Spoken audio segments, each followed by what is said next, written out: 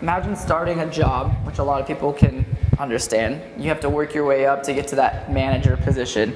I feel like that's what it was like making this record, like starting your first day, like sweeping the floors, cleaning toilets. Cleaning toilets, making your way to the cash register, becoming like a greeter, and then finally being a manager. I feel like, you know, there's a lot of steps to get to the finished product and took a lot of hard work, but the payoff is the record sounds amazing. And yeah, it was just, if I could describe this record in one word, it would just be challenging. Yeah. But I'd also say that it's rewarding as well. Yeah, I think a big reason why it was so rewarding for us is that, you know, working with David Bendeth, he is a music purist to the fullest extent. So everything you hear on the album is us playing, and you know, he is anti-editing and auto-tuning, and it's like, if you can't play it, then you better figure it out. You better spend your time with it, do your homework, come back in tomorrow, and you better nail it. You know, there's not a moment on the album where we half-assed anything. You know, everything is... I definitely aged at least 3 years making this record.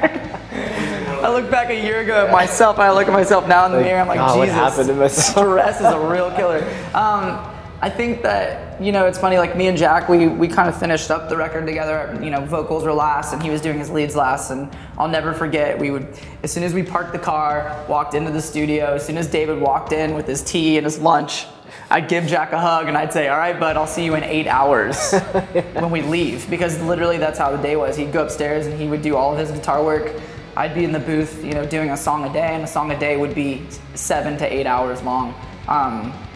And that's just what it was. And you know, we did 13 tracks, narrowed it down to 11, and man, I can't tell you, dude, like, just the enjoyment of nailing the song and getting it done, and just being able to sit on that couch and listen to it afterwards and hear how awesome it sounded, you know, and being able to be like, that's all me, was really cool. But the initial going into the booth and just knowing that I was gonna sit in there for 7 hours, whew, it's nothing that, you can't describe it, dude. It's crazy. It makes you proud, though. It does make you proud. Yeah. To me, the way it sounds for me is it's shimmery, and it does have that polishedness to it, but for some reason it has this rawness to it that feel like, especially with songs like Trouble and Gossip, like those songs, like it feels like you could put on like a vinyl and hear that like from the 60s or 70s or something. Yeah.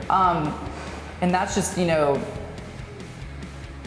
that's just like the way it is working with an old rock guy like David Bendeth. Like, you play your instrument, you play your stuff. Like a lot of the vocal things were actually tracked to tape, which is cool. I've never done that before.